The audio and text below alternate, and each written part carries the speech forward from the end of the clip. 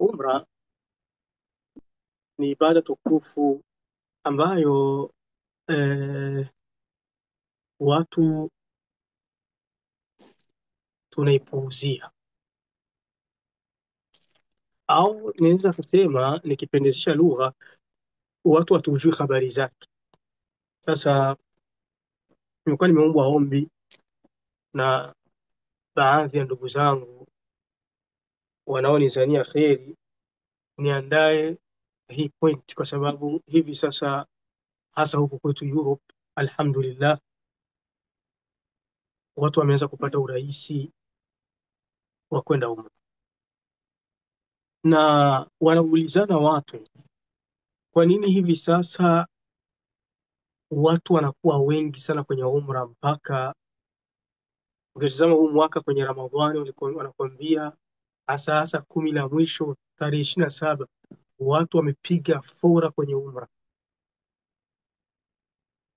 Nadhani kwamba ndio mara kwanza wanajaa hivyo kuliko siku zote. Watu wanajiuliza sababu ni nini?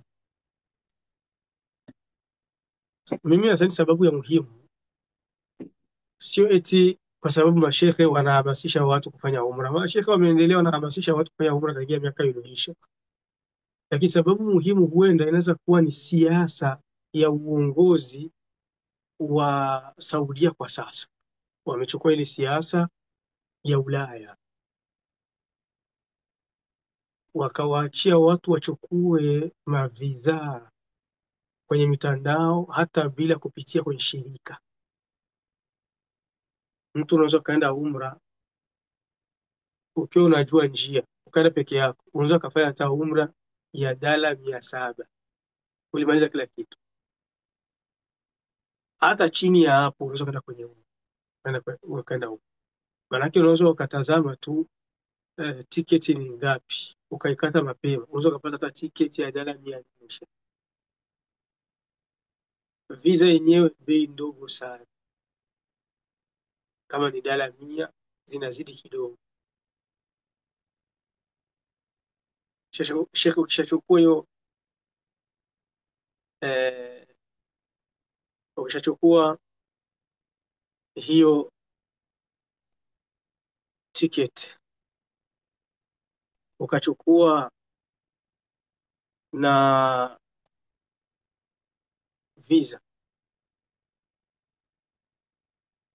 si tayari umeshaenda umra? Umebaki tu labda hotel, sehemu utafikia, na kumebaki labda na chakula utakula,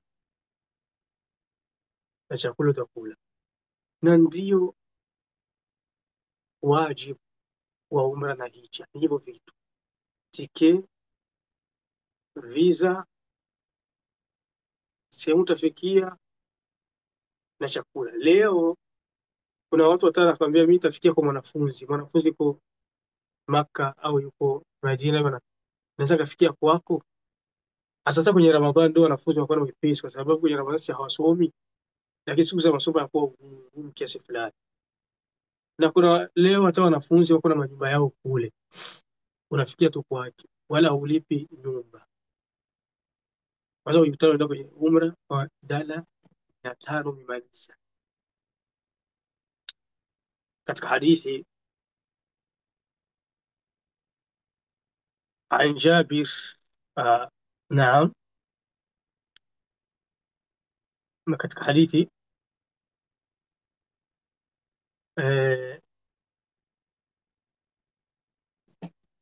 عن أنس، عن أنس قال قيل يا رسول الله ما السبيل. Walimuuliza Mtume sallallahu alaihi wasallam, ile sabili, njia ya kwenda umra aliyokusudia Allah kwenye Qur'ani ni nini? A'udhu billahi minash shaitani rajim. Walillahi ala nnasi hijjul baiti man istata'a ilayhi sabila. Allah tabaraka wa taala amewalazimisha watu wahiji hiyo nyumba, lakini atakayeweza kupata njia. Wanamuuliza Mtume sallallahu alaihi wasallam, atakayeweza kupata njia ni aje tafsiri yake? Akajibu akasema azadu warahila, rawahu Daraqutni, ni mtu kupata hamba ya safari, utakachokula kule, ni mtu kupata nafasi atakapoishi, atakapolala. Warahila, kipando, kwa zamani ilikuwa ni kipando, kwa leo ni ticket na visa. Kwa hiyo hiyo ndiyo siasa ilisababisha watu wanakuwa wengi umra. Ni hii siasa ya serikali ya Saudia kwa sasa. Watu wanaitia dosari serikali ya Saudia kwa sasa kwenye baadhi ya mambo yameingia ambayo sio mazuri. Wanasahau kutazama fadhila zao. Miongoni mwa fadhila zao, warahisishia watu njia ya umra. Watu wanaingia usiku na mchana. Kwa hiyo wewe ambaye uko Ulaya ukashindwa kwenda kufanya umra, jiandae, faaidi lisual jawaba waliljawab sawaba. Aha, wewe mwenye uko Ulaya unaziingiza na vitambulisho vinakubali, haujaenda kufanya umra. Ukifa, andaa maswali ya Allah atakayokuuliza majibu yake, na sio majibu utajijibia tu kama jinsi tulivyo duniani. Sitamjibia tu yaishie mbali. Inabidi majibu yawe sawasawa. Shekhe, mi najua kuna watu waovu ambao hawana uoga wa kusema uongo duniani, najua wako, watataka kufanya hizo hali mbele ya Allah. Siku ya Kiyama kuna watu watajiapia kabisa. Ni watu wangapi leo wako hizi nchi miaka na miaka, Sheikh, uwezo ushapatikana, walikuwa wana udhuru labda siku za nyuma, lakini hivi udhuru uko wapi? Udhuru imekwisha, udhuru zimekwisha. Kwa nini? Kwa sababu ya wepesi uliopatikana. Allah anasema kwenye Qur'ani, yauma yab'athuhum Allahu jami'an fayahlifuna lahu kama yahlifuna lakum. Allah siku ya Kiyama atawauliza watu maswali, watamwapia uongo kabisa, wayahsabuna annahum ala shay, wanasani kama watampiga Allah mbaya kama jinsi ilivyo duniani. Mtu anakuapia ana hapo Allah, unaona bana, mimi sina kitambulisho, kumbe anacho. Unaona bana, mimi kazi imesimama, kumbe kazi anayo. Unaona mimi bana, sijaenda umra kwa sababu ya familia, kumbe uongo tu. Kwa hiyo tunafikisha haya, hamna hoja ya mtu kujitetea hizo siku nzito nzito. Na pia katika uzuri zaidi, mtu akiweza kwenda umra na msafara itakuwa ni vizuri sana, ingawa kuna wakati bei inapanda kidogo, inakuwa ni vizuri sana, hasa hasa ikiwa ni msafara wa mashekhe ambao utawauliza maswali na mtaelewana nao kwenye mambo mengi, inakuwa ni nuru na ala nuru. Na ushahidi wa hilo, Mtume sallallahu alaihi wasallam aliwahi kumuuliza mwanamke mmoja, ya umma fulani, ewe mama fulani, ni kwa nini au ni kitu gani kimekuzuia usifanye hija pamoja nasi? Sikia, Mtume anataka mwanamke afanye hija pamoja naye, anamlaumu akamwambia, baba au mme wangu na mtoto wangu wameniachia nyumba, ikawa siwezi kuiacha hivyo. Mtume sallallahu alaihi wasallam akamwambia, basi ukienda kufanya umra kwenye Ramadhani ni sawa ulifanya hija pamoja nami, ni sawa uenda kufanya hija pamoja nami. Kwa hiyo Islam, fursa hizi zipo. Mimi mtu mmoja wa Burundi amenipigia simu akaambia, shekhe, mimi Ramadhani nyingine naenda umra. Mtu wa Burundi anaambia, nitaanza kuchanga kuanzia hivi leo, nikipata dala 20 naweka, dala 50 naweka, mwaka kesho itafika niko na uwezo wa kwenda umra. Anasema nimesikia kwamba unaweza kwenda ukapandia Tanzania, tiketi ni bei ndogo sana, 700. Haya, visa ni hizo dala kama ni 100 na ziada kidogo. zishakuwa 800 takriban, chini 900. Atawasiliana na mwanafunzi kule, iko na jamaa zake wampokee, ile hoteli ishatoka njiani. Kula Ramadhani wala hautanunua chakula Ramadhani. Iftari ipo msikitini, daku ipo. Maanake chini chini atalipa dola 900. Wewe ni mtu wa Burundi kwenye Ramadhani ambapo ndo umra inakuwa na bei licha ya siku zingine. Kwa hiyo watukufu wa Kiislamu, umra ni jambo muhimu sana. Baadhi ya marafiki zangu wameniambia tuzungumzie kuhusu umra, maana tumetafuta ambaye kaizungumzia umra kwa urefu sana, kwa uzuri zaidi katika mashehe zetu wanaozungumzia Kiswahili, ambao tunawazania kheri kwenye kufata sunna na kufata haki, tumekosa. Kwa hiyo tuko tunaomba utufanyie masala ya uchakachuzi. Kwa hiyo nimeandaa hiyo umra na sidai kama nitamaliza yote, kwa sababu kuna mengi katika habari za umra, lakini nitajaribu kugusa mengi. Ma la yudraku kullu la yudraku jullu, kitu ambacho uweze ukakizungumza chote, usiache vingi miongoni mwavyo.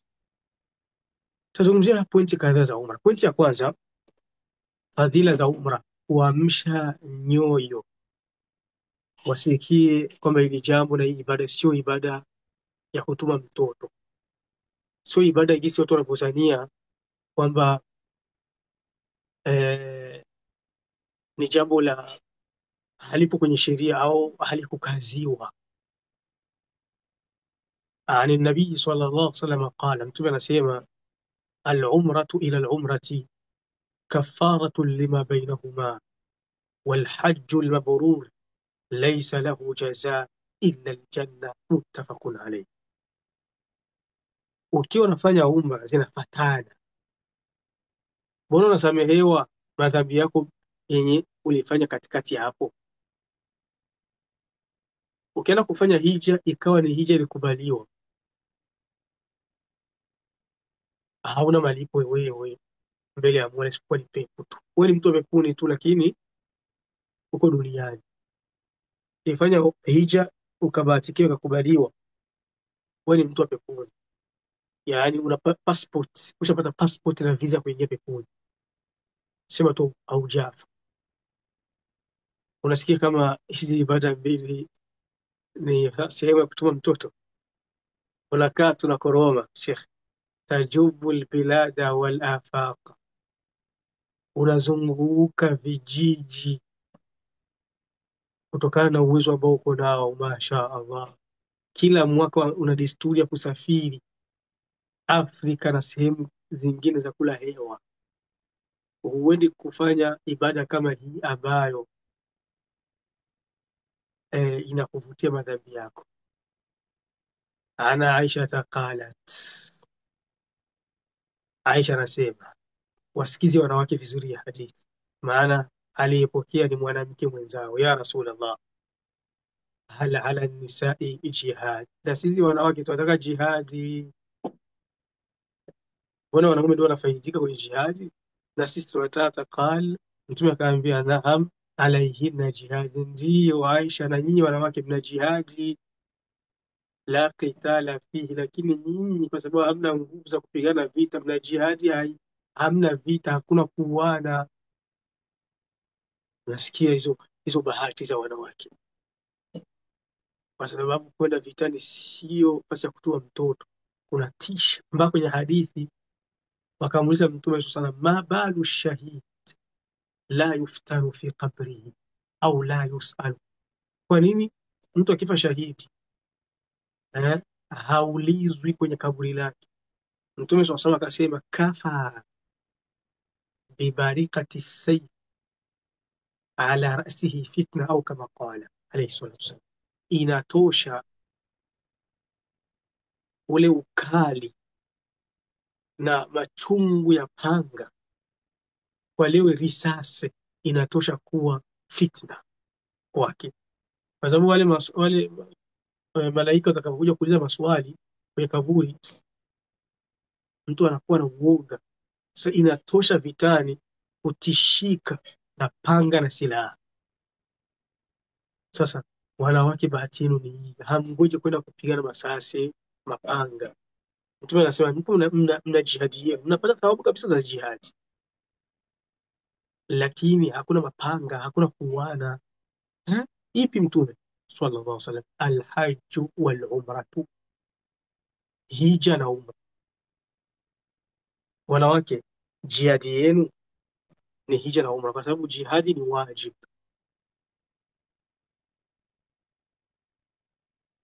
na hakuna ibada kama itakavyokuja mbele ya sunna tukufu kama jihadi,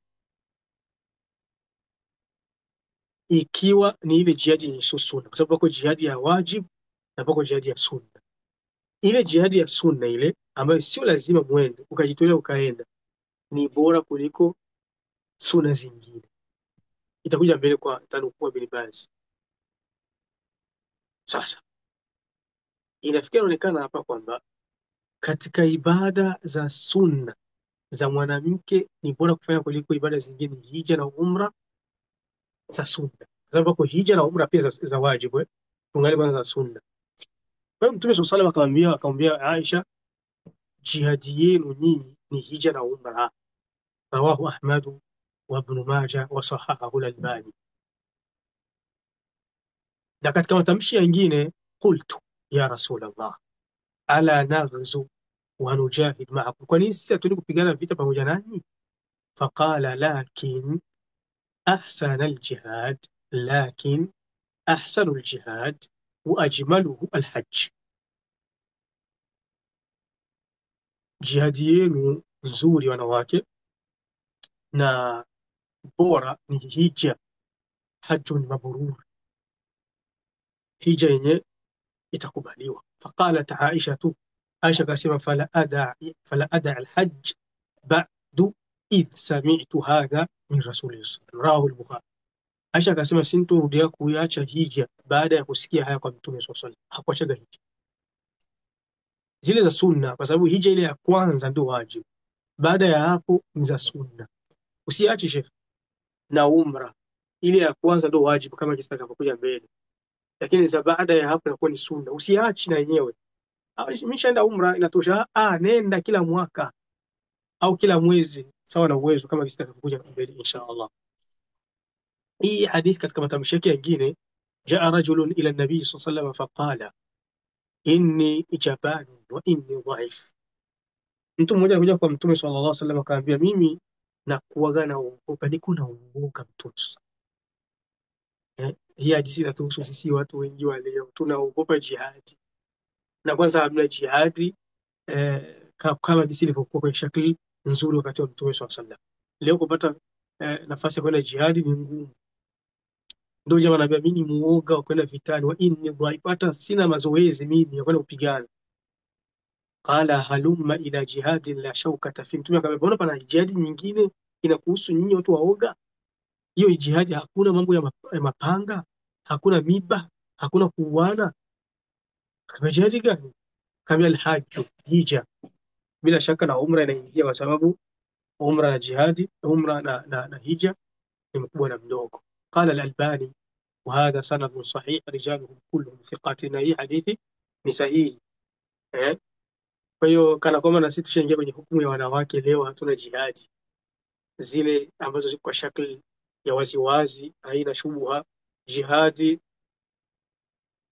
ambazo zilikuwa wakati wa Mtume sallallahu alaihi wasallam. Wepesi, kwa kifupi, wepesi wa jihadi ndio hamna, lakini tuko na wepesi wa hija na umra, ndio jihadi yetu, tusiache. Hiyo ni hadithi ya pili ya kuonyesha fadhila za umra na hija.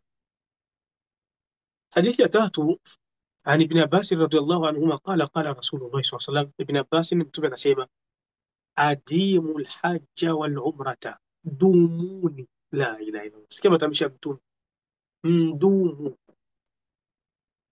dumu ukifanya hija na umra, dumu. Hija ni kila mwaka, ukifanya mwaka fanya tena mwaka kesho, mwaka kesho, mwaka kesho, mwaka kesho yako. Wal umra, na umra hivyo hivyo. Umra na yeye ni aje? Ni mwaka utasikia hilo. فإنهما ينفيان الفقر، فإنهما ينفيان الفقر wadhunuba kama yanfi lkiru khabath alhadid. Mtume anasema sallallahu alayhi wasallam, dhumuni mkifanya hija na umra, hivi viwili vinamuondolea mtu ufakiri na madhambi, kama jinsi unavyoonaga chuma kile cha moto kinavyo tofautisha na kutoa uchafu wa chuma na dhahabu, yani kinafarikisha dhahabu na fedha, kinafarikisha dhahabu na fedha na chuma. Yani dhahabu huwa inatolewa kwenye chuma, kuna kichuma kinaitwa kiri, ukiweka pale kiko na moto kinafika kinayayusha ile dhahabu. Unaona dhahabu inakuwa kivyake, chuma kinakuwa kivyake. Watu tunafanya vitu ngali watoto, aluminium, kwenda kuhusisha aluminium. Watu nyumbani wanakumbuka hiyo hali. Unaenda yayusha, inayayuka, unaweka kwenye moto, inayayuka. Ndio umra na hija. Kienda umra, ufakiri unakuondokea, unakuwa hauna stress za njaa na kukosa kazi na kukosa pesa. Wewe jaribu, utaona shehe. Unaona kama hizi ni story tu, maneno ya mtukufu wa daraja, hani maneno ya yule ambaye alikuwa azungumzi matamanio, anazungumza wahi. Amepokea hii hadithi ya Tabarani na Sheikh Al-Albani akaisahihisha kwenye as-Sahiha 1185, na katika matamshi yake mengine Mtume akusema adimu, amesema tabi'u baina al-hajj wal-umra. Tabi'u, yani ukifanya umra tazama tena nitafanya siku gani, yani usikae tu alishafanya nimetosheka, alishafanya njia nimetosheka. Ukimaliza tu tazama siku nyingine nyepesi kwangu ni siku gani, siku nyingine ya likizo ni siku gani, siku nyingine, yani maana weka pesa, weka hizi zitanisaidia siku nyingine. fa innahuma yanfiyani alfaqra wadhunuba kama yanfi alkiru khabath alhadid, rawahu alkhamsa wa sahahahu al-Albani. Anasema umra na hija ina desturi ya kumuondolea mtu ufakiri na madhambi. Utakuwa na madhambi shehe, inavuta. Na Allah kaamalizia akaitaja waziwazi wa umra kwenye Qur'an, na ziko ibada tukufu zikutajwa kwenye Qur'an. Hii ni dalili ya ufadhila wa umra. Inna safa wal umrata min sha'airillah, hakika safa na inna safa wal marwa, inna safa wal marwa min sha'airillah, hakika safa na marwa, ile milima miwili ni katika muonekano wa Allah, ni katika ibada za Allah. Faman hajja albayta aw i'tamara fala junaha alayhi an yatawafa bihima, atakaye hiji au kufanya umra basi sio vibaya azunguke hii milima miwili, kwa sababu Wakuraishi walikuwa wanaona kwamba Swafa na Marwa hakuna kuzunguka, ndio Allah akawapiga kipondo. Hii ni aya ilikuwa ni khas kwa Wakuraishi kwamba mmeleta bid'a. Swafa na Marwa ni milima ambayo Allah tabaraka taala anaitaka watu wafanye ziara, kwa sababu umra maana yake ni, asema Imam Qurtubi kwenye tafsiri yake, au i'tabara ay zara wal umratu az-ziyara. Qala ash-sha'ir laqad sama ibn Ma'mar hina i'tamara. Umra ni kufanya ziara, sio vibaya kuitembelea ile milima miwili ya Swafa na Marwa. Walikuwa wanasema ni vibaya wa Quraysh, Allah akawa aliwapiga kipondo na kuwajibu wakati sio vibaya, bali ni ibada, ni sunna. Allah kazungumzia fadhila ya umra na hija, bali akaichanga hija na umra kwenye aya moja, akasema kwenye suratul Baqara, wa atimul hajja wal umrata lillah, wa atimul hajja wal umrata lillah, timizeni hija na umra. Akaisema hija, akasema na umra. Hii ni dalili kama ni karinani, ni wawili wanafatana, usiwachanishi. Ukijaliwa kufanya umra, ukijaliwa kufanya hija, usiache umra. Kuna watu wasema mimi nitaenda tu kwenye hija, mimi nitaenda kwenye hija tu, sifanye umra. Mtume sallallahu alaihi wasallam alianzia nini? Alianzia umra shekh, akaota kwenye usingizi wake Allah anamwambia nenda umra. hajafanyaga hija, Allah anamwambia nenda umra. Tena hapo ilikuwa haiwezekani yeye kuingia Maka, hawatakubali aingie Maka, lakini Mtume SAW akaiweka nafsi yake hatarini na maswahaba zake, wakaenda takriban maswahaba 3,000 kufanya umra. Ndio nasikiaga sulhul Hudaybiyah ndio sababu yake, wakamziwia Mtume SAW kufanya umra, akalipa mwaka kesho, ikaitwa umratul qadha, umra ya kulipa. Kwa hiyo jambo la umra na ibada ya umra kwa Uislamu sio jambo lepesi, ni ibada jalila tukufu. Ibn Baz anasema alipokuwa anafasiri ile hadithi ya kuhusu jihadi na umra, Aisha radhiallahu anha alipomuomba Mtume sallallahu alayhi wasallam kufanya jihadi, Ibn Baz anasema hadha yadullu anna aljihad lahu sha'nun 'azim wa fadlun 'azim. Hii ni dalili kwamba kumbe jihadi ina fadhila kubwa na sio jambo lepesi, wa annahu afdalu al-a'mal allati yatatawwa'u biha an-nas. Jihadi ndiyo katika mambo ya sunna bora, lima fihi i'zazu al-islam wa i'la'u kalimatihi, kwa sababu kwenye jihadi pako kutukuza Uislamu. Uislamu unakuwa na nguvu na neno la Uislamu linakuwa juu. Wa fath at-tariq lid-da'wati ila Allah, na jihadi inasababishaga da'wa ya Allah ipate njia. Wa ikhraj an-nas min adh-dhulumat ila an-nur, jihadi inasababishaga watu kuwatoa kwenye giza kuwapeleka kwenye nuru. Wal hajju min al-jihad, hija na yenyewe katika jihadi. Walidha qal, ndio maana Mtume akasema lakin afdalu al-jihad hajjun mabrur. Walipomuuliza jihadi akasema jihadi bora hija yenye kubalika. Maana yake wewe kama haufanyaji jihadi, sasa watu wale tufanye jihadi, jihadi yetu ni hija. Fadalla dhalika ala anna an-nisa lasna min ahli al-jihad alladhi huwa al-qital.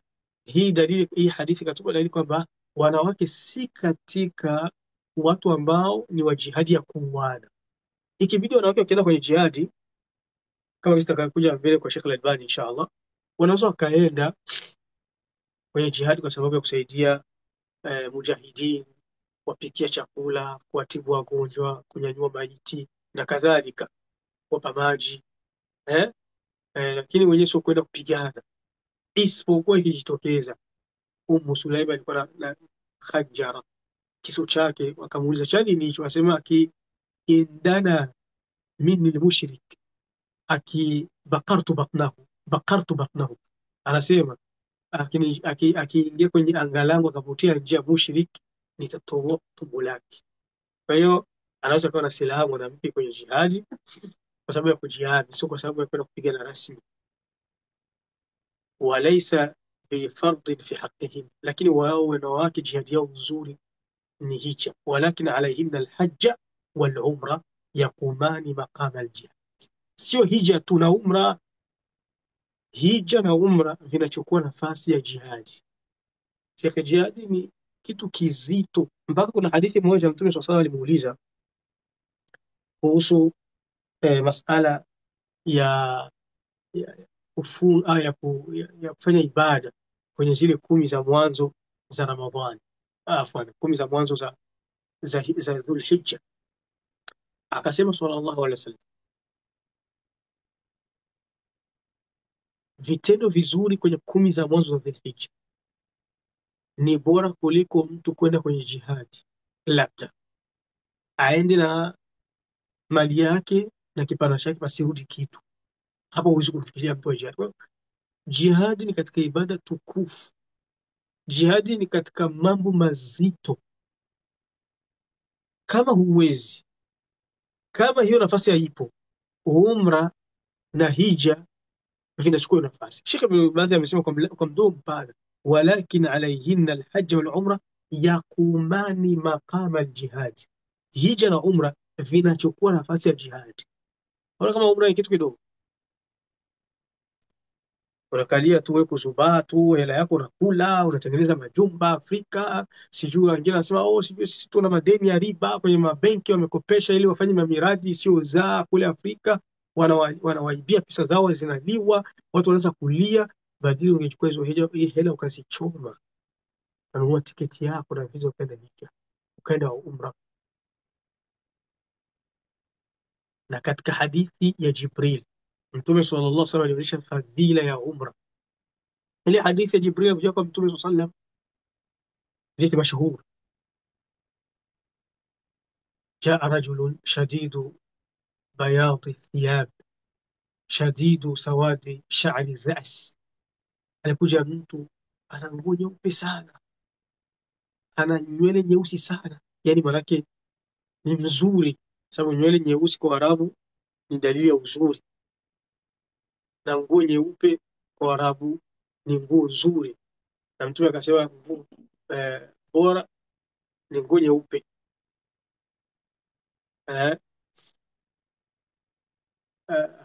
Ahabu thiyab ilayya alqamis, akasema nguo nzuri ya kwangu ni nguo nyeupe. Almuhimu, kuvaa nguo nyeupe ni jambo lizuri. Tumechukua kwenye hii hadithi ya Jibril kwenye sharh ya Sahih Bukhari na sharh ya Arba'un Nawawiyya. Hadithi ya nguo nyeupe kuhusu kama Mtume amesema naipenda, sikumbuki, lakini tumechukua dalili za kuonyesha kwamba nguo nyeupe ni nguo nzuri. Akaja akamuuliza Mtume maswali, miongoni mwao alimuuliza mal iman, iman ni nini? Mtume akamfasiria. Akamuuliza mal islam, uislam ni nini? Akamuuliza mal ihsan, ihsan ni nini? Alipomuuliza mal islam, uislam ni nini? Mtume akamfasiria, akamwambia an tashhada an la ilaha illa Allah. Uislam, ili mtu awe muislam, ni kushuhudia kwamba hapana mola isipokuwa Allah, wa anna Muhammadan rasulullah, Muhammad mtume wake, wa an tuqima as-salah, ili uwe muislam sali, wa tu'tiya zaka, ili uwe muislam toa zaka, wa tahujja wa ta'tamir, ili uwe muislam inabidi uhiji na ufanye umra. Kwa muislam ufanye umra, shekhi eti mimi sitafanya umra bana. Wa taghtasil min aljanaba, ili uwe muislam ukiona janaba kuoga, ukienda kusali na janaba ukuoga ikubaliwa. Watatima alwudhu wa tasuma Ramadhan, ukitawaza utawaze vizuri na usaumu Ramadhan. Ndio Uislam. Rawahu Daraqutni wa qala isnaduhu thabitun sahih, kaipokea Daraqutni na akasema hadithi hii ni sahih. Alama ya Uislam umra. Hiyo ni pointi ya kwanza ya fadhila za umra, na zipo nyingi dalili za Qur'an na Sunna na maneno ya ulama, lakini hatukumaliza yote kama zilivyosema. Hiyo pointi tuiachie hapo.